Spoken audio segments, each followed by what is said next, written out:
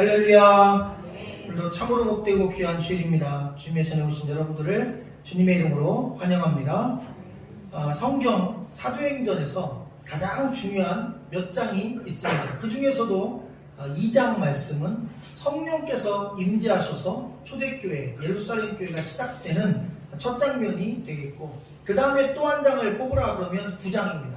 우리가 지난번 말씀 들었듯이 사울이 다메섹으로 가는 길에서 예수님을 직접 만나 예수님을 핍박하던 자가 예수님 때문에 기꺼이 핍박받을 수 있는 믿음의 사람으로 변화되며, 그가 이방인의 복음을 전하는 사도, 전도자로 바뀌는 결정적인 시간을 우리는 9장을 통해서 보았습니다.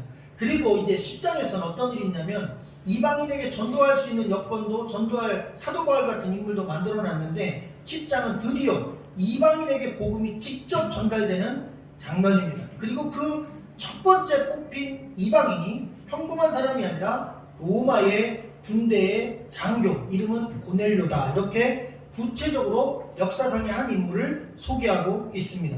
여러분, 하나님의 마음은 사도행전 1장 8절, 8장 1절에 기록된 대로 성령 임하시고 우리가 권능받으면 예루살렘과 온 유대와 사마리아 땅끝까지 이르러 우리를 통해, 먼저 믿은 나를 통해 내 가족이, 내 이웃이, 친구들이, 또 내가 전혀 알지 못하는 제3, 제4의 다른 사람들이, 다른 민족 백성들이 나 때문에, 또 우리 교회 때문에, 우리 가정 때문에, 가족 때문에 예수님을 다 알기를 원하십니다.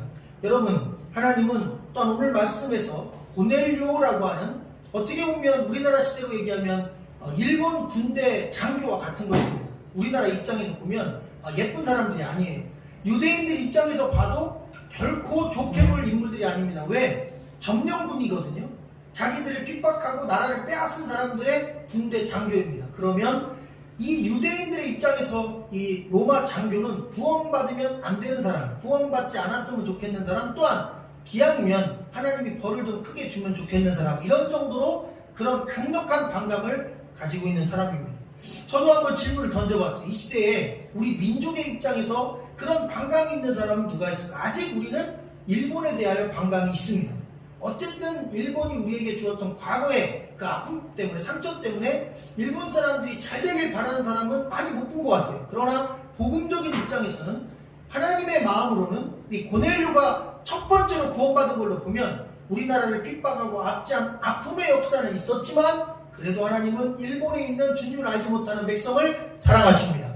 할렐루야. 그들이 구원받기를 원하시는 건 하나님 마음입니다. 또한 북한 땅에 김정은 위원장이나 거기에 그 권력을 갖고 있는 분들이 기독교를 엄청나게 핍박합니다. 성경을 갖고 있거나 예배를 드리면 여러분 잡아다가 죽이거나 사형하거나, 아니면 정말 나올 수 없는 정말 처참한 수용소에 집어넣어서 기독교인들을 죽이는, 아직도 기독교를 핍박하는 그러한 민족과 나라가 바로 북한에 있는 우리 가까운 혈족입니다.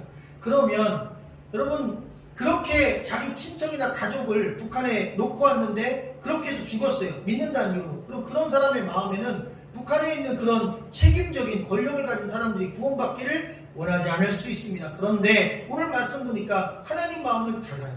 그게 누가 됐든, 그게 어떤 존재가 됐든 회개하고 진심으로 주께로 돌아와 다 구원받기를 원하신다는 것입니다. 여러분, 인간이 가지고 있는, 내가 상처를 받았으면 상처를 준 사람에 대해 악감정을 갖는 게 당연한 건데, 하나님은 그것을 넘어서기를 원하십니다. 여러분, 그것을 넘어서는 거, 이거 쉬운 게 아닙니다. 그런데 신앙의 힘은 그것을 한다는 것입니다.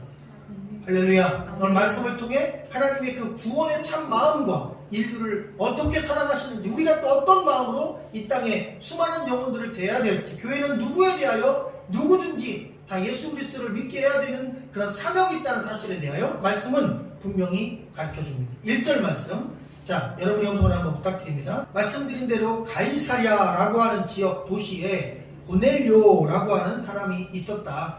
이 사람은 이달리아 부대라는 군대의 백부장이었다. 이렇게 소개하고 있습니다. 여기 나오는 그 이달리아는 사실 한글로 이달리아라고 썼는데 정확히 얘기하면 이탈리아로 읽으면 됩니다.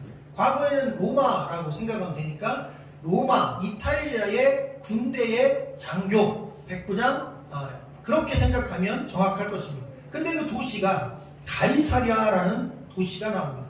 이 가이사랴는 해변의 도시고 욥바라고 하는 같은 해변 도시로부터 약 50km, 다시 말하면 천안에서 서울 정도 거리 되는 그런 정도 거리에 떨어진 아주 중요한 도시였어요.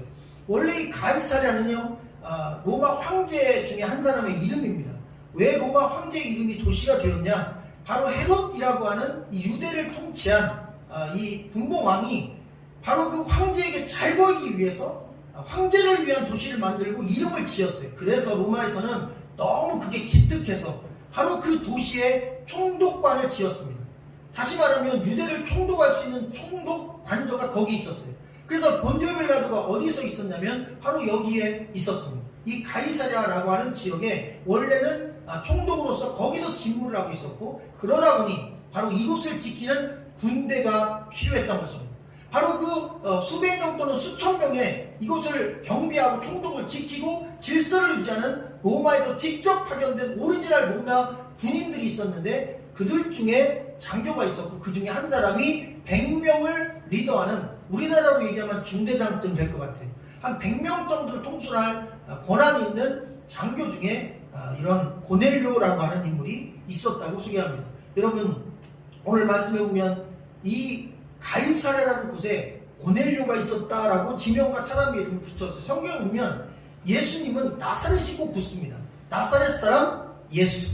그리고 또한 엘리야라고 하는 사람을 소개할 때 꼭 디셉 사람 엘리야 이렇게 지역이 같이 따라와요. 또한 욥이라는 사람도 동방의 욥, 동쪽에 있는 한 도시에 욥이 있었다는 것이죠. 자, 그런데 그와 마찬가지로 같은 맥락에서 가이사랴의 고넬료라고 꼭 표현합니다. 굳이 도시 이름과 사람 이름 붙이는 데는 이유가 있습니다. 그냥 도시를 설명하고 나중에 사람 이름이 나오는 것과 가이사랴에 이 사람이 있었다 이렇게 표시하는 게 성경적으로 무게가 좀 다른 이유가 있어요. 여러분, 이 가이사랴 도시에 하나님 믿는 사람이 아니라 믿지 않는 사람이 거의 99.9% 있었는데, 하나님이 보니까 이 도시에 그래도 하나님 믿는 사람이 있었다는 뜻입니다. 할렐루야. 우리가 생각할 때는 예수 그리스도를 핍박하고 또 교회를 핍박하고 교회 문을 닫게 하는 이 땅에 있는 이슬람 국가나 뭐 중국 공산당 국가나 이런 곳에 그리스도인들이 남아나지 않을 것 같은데, 여러분, 북경에도 그리스도인이 있습니다. 여러분, 이슬람권에 있는 수많은 아랍 국가에도 수많은 도시에도 하나님의 말씀을 따라 이 고넬료처럼 믿음을 지키는 그 땅에 고넬료가 존재한다는 거죠. 아멘. 우리 기독교가 공격도 많이 받죠. 이번 코로나 사태로 기독교 인구가 막 줄었다, 성도들이 교회를 떠났다 그러는데, 여러분, 그럼에도 불구하고 천안에 그리스도인이 아직 있습니다. 아멘. 아멘. 우리 교회도 이렇게 예배자들이 있습니다. 아멘. 아멘. 마치 가이사랴의 고넬료처럼 천안 땅에 믿음의 고넬료가 남아있는 것입니다. 아멘. 절대로 기독교는 문을 닫지 않습니다. 절대로 믿는 자들은 어떤 핍박 속에도 여러분 주님 버리거나 떠나지 않습니다. 아멘. 두려워서 잠시 주춤할 수 있지만 진짜 믿음 있는 자는 그 믿음으로 반드시 그 두려움을 극복할 수 있음을 믿으시기를 주의 이름으로 축원합니다. 이 천안 땅의 고넬료, 이 천안 땅의 믿음의 사람, 이 천안 땅에 하나님이 기억하는 그 믿음의 한 사람, 믿음의 교회가 우리 교회가 되기를, 우리 성도님들 되기를 주님의 이름으로 간절히 축원합니다. 한번 따라해볼까요? 나는 천안의 고넬료다. 할렐루야. 아멘. 여러분, 그런 믿음의 고백으로 우리가 어떤 환경 속에서도 믿음으로 뚫고 나갈 강한 담력을 소유하기를 바랍니다. 페르시아라고 하는 나라의 왕비가 뽑혔는데, 구약 성경에 보면 에스더서에 에스더라는 여왕이 왕비가 됐어요. 근데 이 사람 출신이 유대인 포로 출신입니다. 그러니까 포로로 끌려갔는데 포로로 끌려간 나라의 왕비가 된 거예요. 그리고 이제 왕비가 됐잖아요. 그리고 위험한 일이 생겼어요. 왕비가 되자마자 그 안에 있었던 아주 유명한 하만이라는 군대 장관이 이 유대인들이 꼴보기 싫어서 한 법을 만들어서 동시에 그 나라 전체 제국에 있는 모든 유대인들을 나무에 달아 다 죽이는 법을 통과시켰어요. 근데 왕이 도장 찍어서 통과시킨 법은 왕도 바꿀 수가 없어요.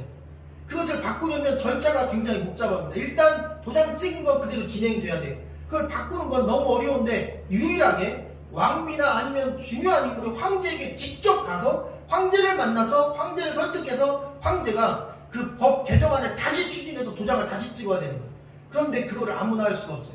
그 당시에는 황제 암살범이 많아서 함부로 황제에게 약속 없이 나가면 왕비나 아들, 딸, 가족이라도 그 자리에서 죽을 수도 있는 것입니다. 그래서 황제가 부르기 전에 아무도 못 갔대요. 그런데 그 황제가 부르지도 않았는데 직접 황제에게 찾아가서 자기 민족이 죽게 됐으니까 살려달라고 간청해서 민족을 구원합니다. 그런데 그 구원하는 사건 속에 보면 그에게 결정적으로 목숨 걸고 달려가게 만든 말씀이 있어요. 제가 이 설교를 예전에 한번 하면서 이 에스더 설교를 워낙 많이 하니까 성경을 읽었는데 큰 감동이 없었습니다. 그래서 말씀을 전하면 미리 제가 감동을 받아야 되는데 한글 성경을 아무리 읽어봐도 주석을 봐도 뭔가 가슴속에 이 메시지 하나 확 왔으면 좋겠는데 안 오는 거예요. 근데 결국 그래서 영어 성경도 한번 들어봤어요. 근데 거기서 저는 하나님의 큰 감동을 하나 받았어요. 거기에 보면 로열 패밀리라는 단어가 나옵니다. 이게 뭐냐면 왕비의 자리에 있다고 해서 네가 왕궁에 있다고 해서 그 로열 패밀리는 그 자리에 있다고 해서 너만 살 거로 생각하지 말라 라고 하는 바로 그 단어가 딱 나오는데 거기서 제게 하나님 영감을 주신 거예요. 그리고 말씀 이렇게 전했습니다. 여러분, 내가 좋은 자리에 있다고 해서 그 자리를 누리고 사는 것이 하나님이 내게 주신 축복이라고만 생각하면 안 됩니다. 내가 있는 그 자리가 그 어떤 자리든 그 자리의 권한을 가지고 내가 할 수 있는 하나님을 위한 일이 있다는 것입니다. 아멘. 그래서 이 에스더에게 하나님이 말씀을 주신 거예요. 너만이 그 로열 패밀리 자리에 있다 해서 살 줄 아느냐? 그 자리를 하나님이 그냥 주신 줄 아느냐? 바로 이때를 위해 준 것이다. 그래서 그 로열 포지션, 로열 패밀리 있는 그 자리에서 그가 목숨 걸고 나가 민족을 구원합니다. 여러분, 우리가 지금 어떤 직업을 갖고 있든 또 어떤 일을 하고 있든 어떤 삶의 자리에 있든 사실 그 자리가 뭐 대통령 자리 또 아니어도 됩니다.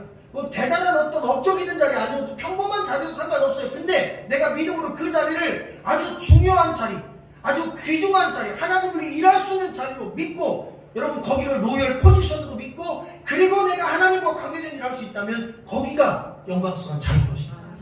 그러니 믿음으로 모든 자리는 하나님께 쓰임받을 수 있는 것입니다. 교사면 교사의 자리에서, 목회자면 목회자의 자리에서, 또 영업을 하는 또 어떤 가게를 운영하는 자리에서, 또 평범한 학생이면 학생의 자리에서 어디서든지 여러분 우리는 주를 위해서 일할 수 있습니다. 충분히 기도할 수 있습니다.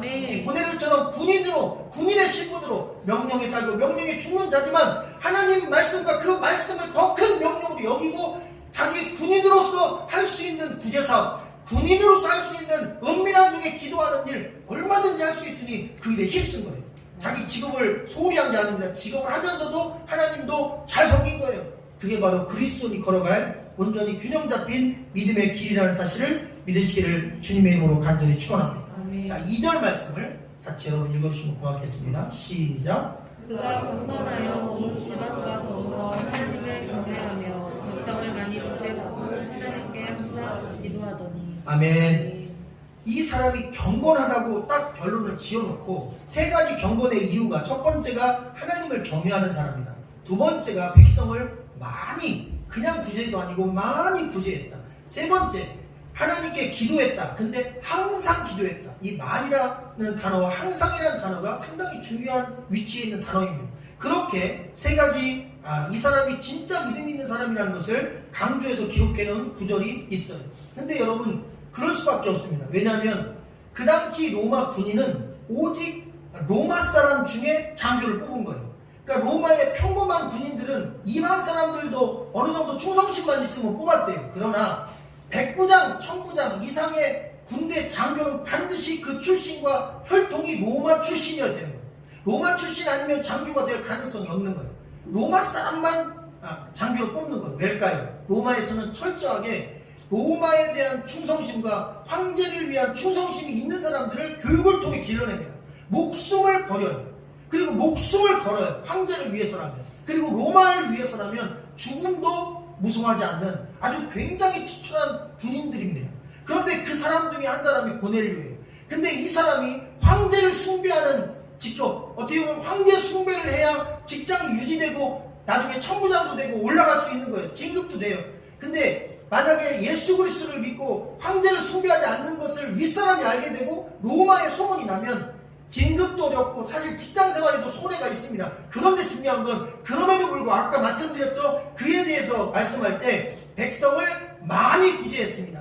기도를 하나님께 항상 했습니다. 그는 변함이 없었어요. 하나님을 믿고 신앙을 가진 그 순간부터 내가 로마 백부장으로서 황제를 섬기던 사람이 하나님을 섬긴다, 직장은 유지하되 하나님을 믿는 믿음을 갖고 내가 일직선으로 전진할 것이다. 손해가 있을 것이다, 피해가 있을 것이다, 그리고 로마 황제에게 압박이 있을 것이다. 그러나 내 믿음이 내 현실을 넘어설 것이다. 할렐루야. 그 어떤 불편함도, 그 어떤 불평등도, 그 어떤 나에게 있는 불이익도 나는 불이익으로 믿지 않겠다. 왜? 내 믿음을 지키기 위해서. 아멘. 진짜 믿음 있는 사람. 아멘. 고넬료는 진정 믿음 있는 사람. 그러니까 하나님이 위에서 딱 보실 때 그 고넬료가 눈에 앵글에 확 들어온 거예요. 왜? 여러분 잘 보세요. 믿음 있는 사람이 널려 있을 때는 이게 한 사람이 확 안 들어와요. 그런데 이 가이사랴라는 지역에는 전부 다 황제를 신으로 섬겨요. 사실 여러분 이 땅의 모든 종교는 신이 없습니다.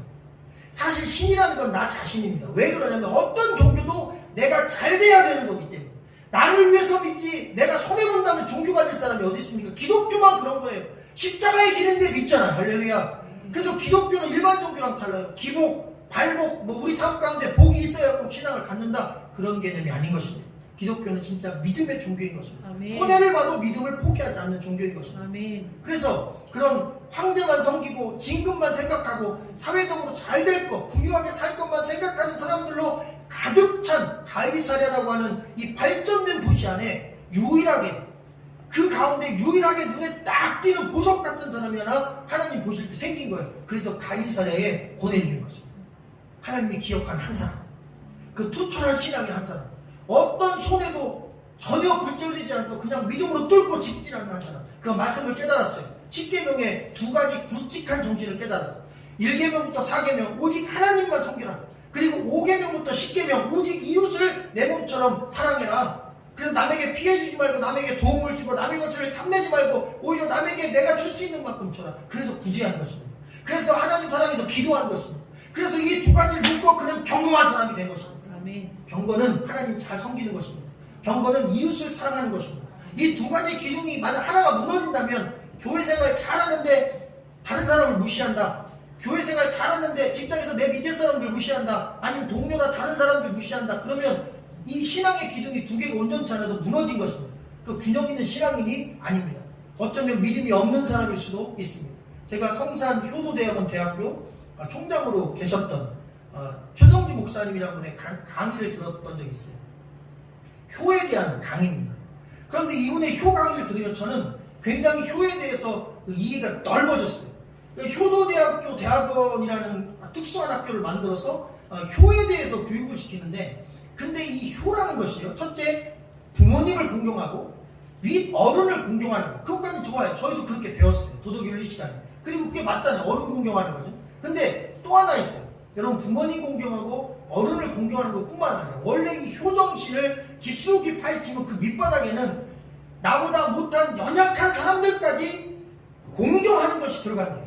그러니까 사실 밑에 사람을 공경한다는 표현이 안 맞는 거예요. 그런데 낮은 마음으로 나 외에 모든 연약한 피플들까지 귀히 여길 수 있는 마음이 있을 때 그 사람을 효정신의 사람이라는 거예요. 그래서 자기는 그걸 가르친다는 거예요. 그럼 이 세상이 얼마나 아름답겠냐는 거예요. 윗사람이 더 윗사람을 귀중히 여기고, 또 윗사람이 자기 아랫사람도 귀중히 여기고, 그 서로 가면 그 아랫사람은 나를 윗사람으로 귀중히 여기고, 그 아랫사람은 자기보다 더 어리거나 신입직원이니까 나이 어린 사람들을 귀중히 여기고, 그게 성경적인 이웃사람 정신이라는 거예요. 그래서 효의 원뿌리는 인간을 기본적으로 사랑하시는 주님의 마음이라는 거예요. 그러니 하늘 위에 계시고 전 우주를 창조하신 전능하신 크신 위대하신 하나님이 자기를 인간으로 낮추시고 이 땅에 오셔서 인간과 같이 되사 인간과 함께 사다가 인간을 섬기다가 인간을 위해 죽으신 거죠. 그러니까 예수 그리스도보다 더 효정신으로 추천할 분 없다는 거예요. 할렐루야. 여러분, 신앙의 가장 큰 기둥은 믿음 생활 잘하고 예배 잘 드리는 것과 또한 사람을 대하는 태도에서 나오는 것입니다. 그러니 여러분, 내가 사람을 어떻게 대하는지에 대하여 잘 생각해야 됩니다. 이번 주 가슴 아픈 이야기를 들었어요. 잘 알고 지내는 집사님 교회에 슬픈 일이 생긴 거예요. 믿음 생활 잘하던 분들인데 세상을 떠나셨어요. 그리고 병으로 떠난 게 아니에요. 아픔으로 두 분이 갑자기 목숨을 버리셨어요. 교회 생활 열심히 하고 신앙생활 잘했던 분들이에요. 그런데 이분들에게 오랫동안 상처가 있었어요. 교회 안에 어떤 분들을 통한 상처, 그 다음에 또 그분과 함께 사업하며 받은 상처, 그리고 물질적인 압박 때문에 사업이 어려우면서 그 모든 걸 극복하지 못하고 남편이 먼저 세상을 떠나고 뒤따라서 그냥 아내가 다 직분자이신데 세상을 떠나셨어요. 근데 그 이야기를 들으며 마음이 무너지는 거예요. 여러분, 믿음 생활하고 주님 잘 섬기는 그 걸음을 지금까지 잘 걸어왔는데 마음의 상처를 받고 그 상처가 커지고 다 커지니까 결국에는 누구도 자기를 곁에도 도와줄 수 있는 사람이 없으니까 죽는 거예요. 환경이 나빠서 죽는 것 같죠? 아니요, 사람이 없어서 죽어요. 사람 때문에 죽는 겁니다. 상처를 주는 사람 때문에. 그리고 여러분, 나를 그런데 도와주는 사람이 없어서 죽는 겁니다. 결국 이웃사랑이라는 것은 남에게 상처를 주지 않을 뿐더러 남을 도와주는 마음을 갖는 것입니다. 그러면 이런 안타까운 결과까지 오지 않을 수도 있었지 않을까. 결국 믿음생활 왜 합니까? 다른 사람들 상처 주지 않으려고 최대한. 믿음생활 왜 해요? 다른 사람 조금 더 사랑하려고 하는 것입니다. 우리가 물론 부족하죠. 때로 욱할 수 있고 화낼 수 있고 그렇습니다. 그러나 그런 마음가짐으로 살아가다가 한번 넘어지는 것은 그건 실수라고 합니다. 하나님이 그거까지 뭐라고 하지 않으십니다. 그런데 마음 자세 자체가 교회 안에 목회자요, 집사, 권사, 장로요, 직분자요, 오래 믿음생활했고 예배 많이 드렸는데 그냥 사람들에게 상처만 퍽 부어준다면 그 사람 진짜 믿음 있는 사람이라고 말할 수 있을까? 그거는 의문입니다. 물론 제가 평가할 수는 없지만 주의 말씀에 빗대어 보면 믿음이 있는 사람이라고 말하기가 상당히 희박합니다. 구원을 받았다고 말하기도 상당히 희박합니다. 왜? 신앙의 결론은 인격입니다. 믿음의 결론은 성품입니다. 예수 그리스도의 그 가진 근본적인 인간을 살아가는 그 마음이 하나님을 잘 믿으면 그대로 여러분 영적인 혈관을 타고 우리에게 수혈되는 것입니다. 결국 인간 사람을 향한 그 긍휼의 마음, 따뜻한 마음이 여러분 가장 경건하고 위대한 신앙인 것입니다. 신약성경에 보면 가장 완벽한 경건이 무엇인지 아느냐? 첫 번째, 고아와 과부를 돌보는 것이다. 연약한 핏불들을 돕는 것이다. 두 번째, 바로 그 고아와 과부를 돌보며 하나님을 경외하고 하나님 섬기는 마음을 함께 갖는 것이다. 한 가지만 가지고 되는 것이 아니라는 뜻입니다. 여러분, 이것이 균형 잡힌 신앙임을 믿으시기를 주의 이름으로 축원합니다. 자, 3절과 4절을 같이 한번 읽어볼까요? 시작. 하루는 제90쯤 되어 환상중에 밝기 때문에 하나님의 사자가 들어와 이르되 보내려야 하니 보내려가 주목하여 보고 두려워 이르되 주여 무슨 일이니까 사자가 이르되 내 기도와 문제가 하나님 앞에 상달되어 기억하신 바 되었으니. 아멘. 아멘. 내 기도와 구제가 하나님 앞에 상달되었다. 자, 요즘에 우리가 잘 쓰지 않는 말인데 어떻게 보면 전달되었는데 전달이 이 평면적으로 전달된 게 아니라 상달은 위로 올라갔다는 뜻입니다. 그러니까 위에서 하나님께 올라갔다. 이게 그래서 사실 이 단어는 옛날 성경에 보면 번제라고 하는 제사라고 하는 단어와 히브리어 단어와 이 헬라어 단어 아네베산이라는 단어를 썼는데 같은 단어입니다. 번제라는 게 불로 제물을 태우면 연기가 하늘로 올라가는 것입니다. 마찬가지로 상달되었다. 너의 기도가 연기처럼 올라갔다는 거예요. 하나님께. 너의 구제, 선한 사업이 하나님께 올라갔다는 얘기예요. 그러니까 하나님께 닿았다는 얘기입니다. 근데 잘 보십시오. 연기가 처음에 모락모락 피어나면 절대 하늘에 닿지 않습니다. 계속 불을 떼어 올라가는 것입니다. 다시 말하면 쉬지 않았다는 것입니다. 오늘 우리가 읽은 이 말씀 안에 상달되어도 마찬가지 진행형이고 계속되는 의미의 단어입니다. 그래서 계속 구제한 거예요. 계속 기도한 거예요. 그래서 앞에 성경에 보니까 많이 구제했다. 그리고 항상 기도했다 그랬어요. 그게 계속 쌓이고 쌓여서 올라간 것입니다. 여러분, 상달, 하나님 앞에 도달하는 것은 단번에 되는 것 같죠? 아닙니다. 쌓이는 것입니다. 믿음 생활이요? 쌓이는 겁니다. 예배 생활이요? 쌓이는 것입니다. 그럼 저는 그런 마음을 가졌어요. 우리 교회가 처음 시작할 때 뭐 한 10여 명 이하 어린아이 합쳐서도 그렇게 작게 시작했습니다. 불과 3년 전뿐이었습니다. 매주 예배드리며 사람 숫자가 늘어가는 게 보이지 않았어요. 1년 지났어도 그렇게 인원이 많이 늘지는 못했습니다. 그런데 마음으로 늘 어떤 마음을 가졌냐면 주일 예배를 끝내고 나서 꼭 이렇게 감사했어요. 주님, 제가 오늘도 영적인 벽돌을 하나 쌓았습니다. 제가 이 건물을 지으며 알았어요. 여러분, 이 건물이 금방 나오는 것 같은데 건물 하나 짓는 게 이렇게 어려운지 몰랐어요. 만약에 저희 매형 안 계셨으면 이 건축 제가 이게 실질적으로 하는 거 못했을지도 몰라요. 옆에서 많은 조언을 해주셨기 때문에 하나하나 할 수 있었는데 생각보다 작은 건물이었는데도 쉽지 않더라고요. 들어가는 이게 너무 많은 거예요. 그런데 한 가지 생각한 게 있어요. 이 벽돌을 직접 쌓았거든요. 친구들하고요. 저 밖에 들어오니 파벽돌이라는 건데 1층부터 줄을 떼서 하나씩 쌓았는데 그런 마음이 든 거예요. 하나님 은혜를 주셨어요. 교회도 처음부터 완성되지 않는다는 거예요. 예배를 벽돌 쌓듯이 하나씩 하나씩 아래 칸부터 쌓으라는 거예요. 그러다 보면 저 끝에 상달된다는 거예요. 할렐루야. 아멘. 그래서 저는 그런 마음으로 언제 저 끝까지 갈지 모르지만 하나님 언제 우리 교회가 영적으로 좋은 영향을 끼치고 또 어려운 자도 구제하고 그리고 선교사님들도 좀 좋고 그리고 이 지역에 있는 수많은 도움이 필요한 분들에게 선한 복음의 영향력을 끼치고 우리 자체 에너지만이 아니라 밖으로 흘러 넘치는 오버플로우 되는 그런 은혜의 교회가 되는 그날이 올 텐데 언제 그렇게 되냐. 물도 그릇에 찰 때까지 기다리는 것입니다. 쌓여나가는 것입니다. 가득 차면 넘치는 거예요. 할렐루야. 가득 쌓으니까 끝까지 가더라고요. 그래서 매주 저는 벽돌 쌓기라고 생각했어요. 주여 이번 주도 벽돌 한 장 넣었습니다. 다음 주도 그냥 한 장 넣겠습니다. 지난주나 이번 주나 벽돌 한 장이 더 늘어난 게 별표시 안 나겠죠. 그런데 1년 지나니까 다르고 2년 지나니까 다르고 3년 지나니까 다르더라고요. 아멘. 할렐루야. 아마 4년차 5년차에는 자리가 부족할 줄로 믿습니다. 아멘. 내 벽돌을 매주 쌓았거든요. 아멘. 아멘. 여러분이 영적인 그 귀한 열매의 벽돌이 예배 한 예배가 다 영적인 그 이 쌓여가는 벽돌 하나님께 올라가는 벽돌이라고 그렇게 희망과 소망을 갖고 섬겼고 앞으로도 그렇게 꾸준하게 눈에 금방 변화가 안 보여도 믿음을 갖고 멀리 보고 충성하려고 그렇게 가슴에 품고 있습니다. 여러분 많이 그리고 항상 하나님을 향해서 그렇게 계속 꾸준하게 섬겼던 그 중심이 하늘에 상달되었다는 것입니다. 자 그리고 기억하신 바 되었다. 이 기억하신 바 되었다는 주제로 설교한 분들이 참 많을 거예요. 왜냐하면 이 단어가 참 중요하고 무네모 쉬몬이라는 단어인데 하나님이 기억할 만한 무네모 쉬몬과 같은 신앙이 들어. 하나님이 기억할 만한 믿음 생활을 해라. 어차피 이 땅에서 한 번 하나님 섬기고 하나님 오라 하시면 갈 텐데 여러분이 기억하신 바라는 단어가 한글로 번역하면 기념품입니다. 그냥 예를 들면 행사용 기념품이라는 뜻이 아니라 박물관에 기념으로 갖다 놓는 물건이라는 뜻이에요. 이것은 역대 대통령이 쓰신 무슨 물건입니다. 또 무슨 황제께서 즐겨 쓰셨던 펜입니다. 그 기념물 있잖아요. 그래서 역사가 끝나기 전까지는 펜 파기하지 않고 그냥 보관하는 그래서 사람들이 올 때마다 야 이게 초대 황제께서 쓰신 거구나. 이게 조선을 건국한 태조 이성계 왕이 쓰던 거구나. 이런 기념물 있잖아요.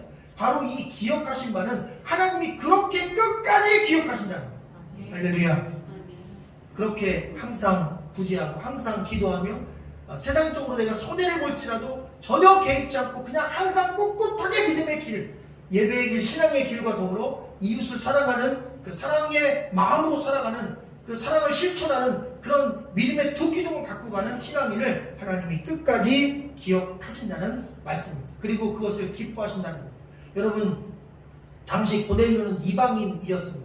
유대인 입장에서는 저주받아 마땅한 우리나라를 빼앗고 우리나라 사람들 예루살렘 수만 명을 죽인 사람들이거든요.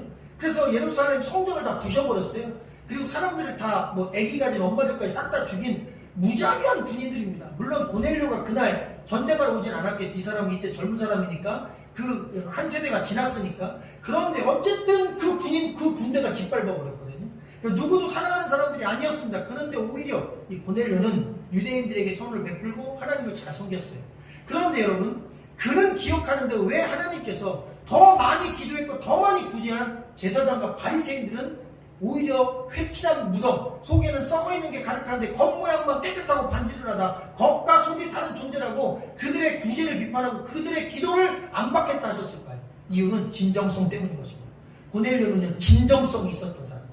하나님은 진심을 받으십니다. 여러분 거짓을 원치 않으십니다. 그런데 제사장이나 바리새인들은 남들이 보는 앞에서 구제하고 지금 얘기하면 내가 쌀 10가마니를 어려운 사람 도왔습니다. 사진 찍어요. 왜? 정치인들이니까. 그리고 그걸 홍보하는 것입니다. 나 이번에 나사렛 지역에 가서 쌀 100가마니 풀었다. 그러면 사람들이 소문이 막 나는 거예요. 다음에 또 의원이 돼야 되니까. 그리고 나라의 정치적인 어떤 위치에 올라가야 되니까 그렇게 자기를 알리기 위해 홍보처럼 사는 거예요. 하나님이 절대 받지 않으시고 그거는 너를 위해서 한 거지 진심으로 한 게 아니라는 것입니다.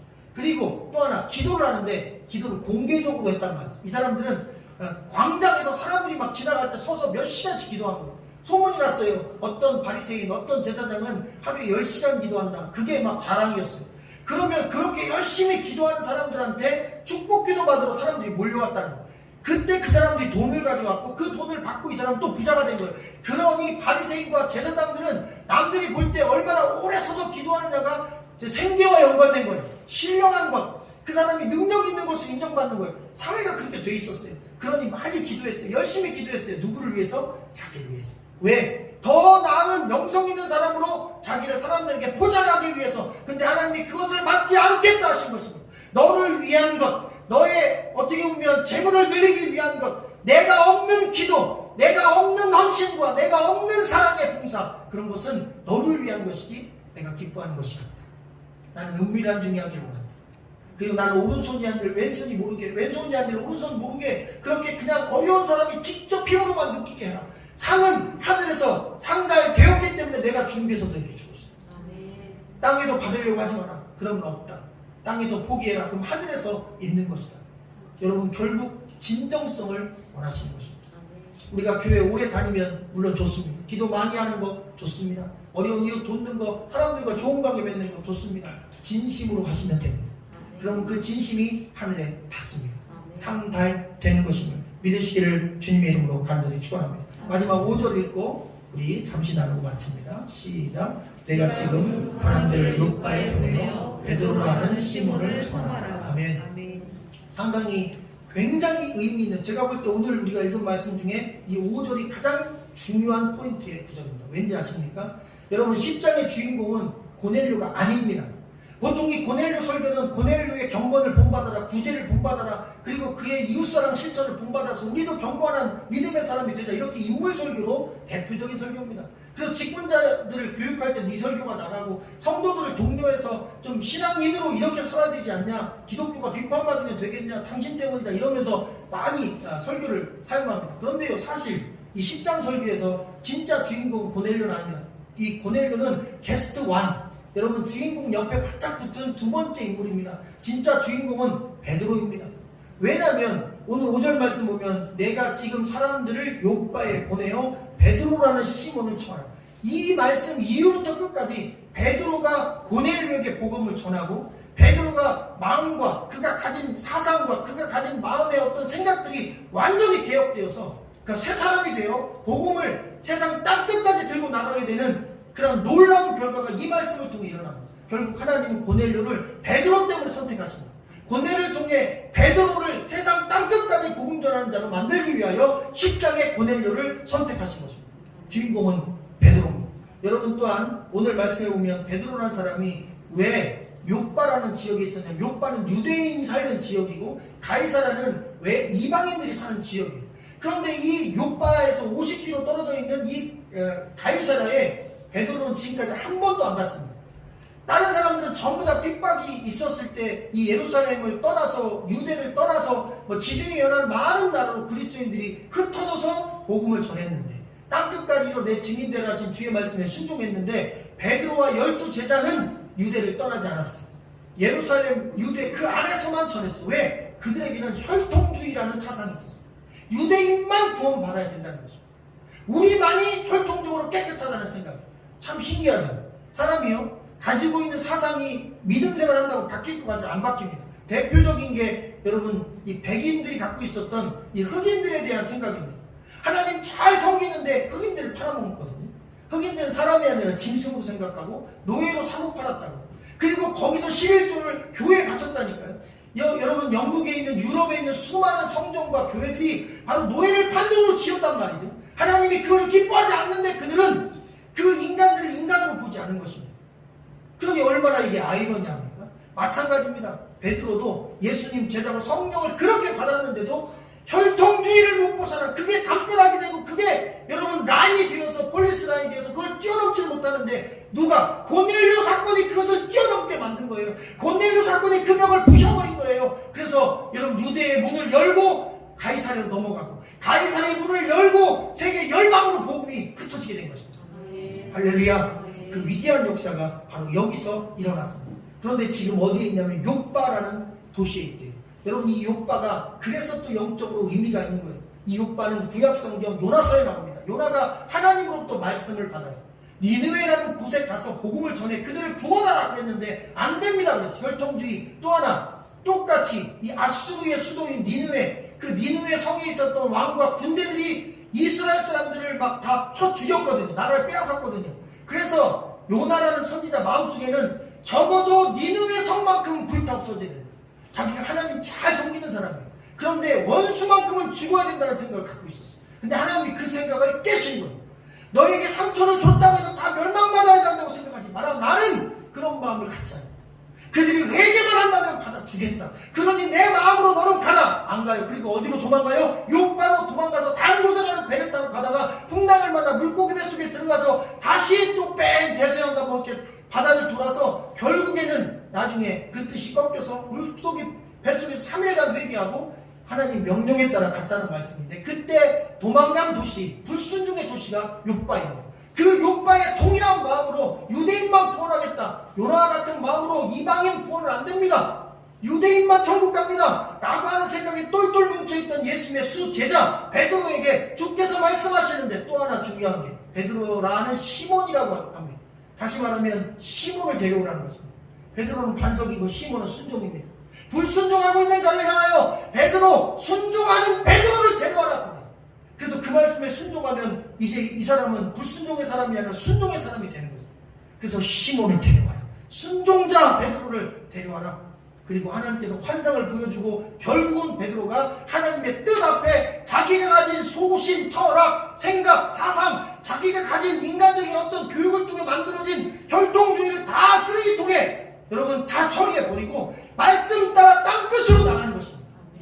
여러분, 그래서 하나님 말씀은 우리의 사상도 내려놓을 수 있는 것입니다. 내 철학도 내려놓을 수 있는 것입니다. 하나님 말씀이 내 모든 것에 앞서는 최우선이 되는 것입니다. 그때 우리를 그리스도인이라 하는 것입니다. 그런 마음으로 먼저 믿은 내가, 또 나를 통해서 우리 가족들이, 또 내 주변 사람들이 나의 신앙과 또 선한 삶, 또 선하게 대하는 그 태도를 통하여 예수 그리스도에게 더 근접하고 교회에 더 적극적으로 나올 수 있도록 하라는 하나님의 말씀이었습니다. 기도하겠습니다.